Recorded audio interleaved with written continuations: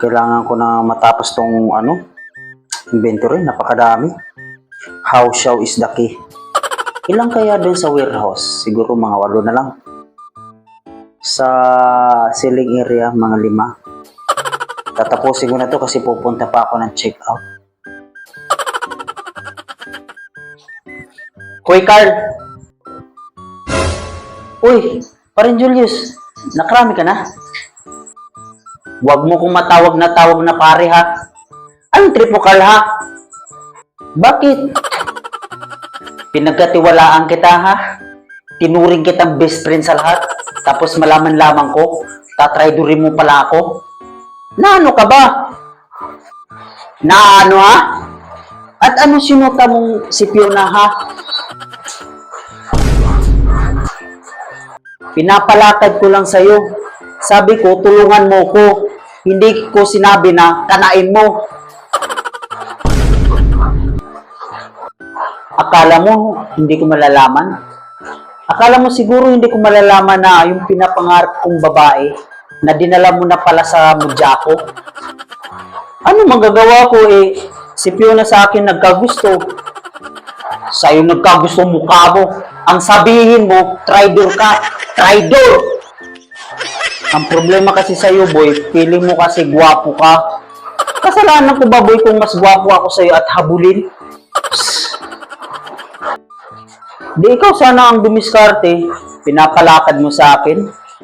Kapalakad ko sa kanya, sa akin tuloy nagkagusto. Ano magagawa ko? Dapat hindi mo na pinatulan. Alam mo na sa akin na yun si Fiona. Ano ka ba naman? Hindi naman tinatanggihan ng grasya, boy. Palay na ang lumapit, tatanggihan ko pa ba? Bakit? Mano ka ba, ha? Next time kasi, boy, pag gusto mong isang iyabab, magsabi ka, lalaki mong tao, torpe ka. Tapos ako ang sisisihin mo ngayon, nasa akin nagkagusto si Fiona. At hayaan mo, iimbitahin ka namin sa kasal namin sa next month, sa 27. Gawin kitang best man. Ikakasal na kayo? Ay, ano pa ba? Nag-propose na ako sa kanya last month. Doon sa may budget meal. Yung sing-sing, pinalagay ko doon sa pagkain. Tapos, nilagyan ko ng note na, will you marry me? Pagsubo niya ng pagkain, gulat siya. And she said yes. Sa akin din! Pinapalakot ko lang sa'yo, bakit mo kinagat? Tsaka buntis na kasi siya, boy. Kaya kailangan na talaga namin magpakasal.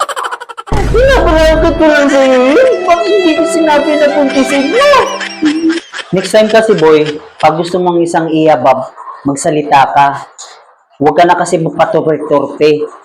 Oh, asahan ka namin sa kasal namin next month, ha?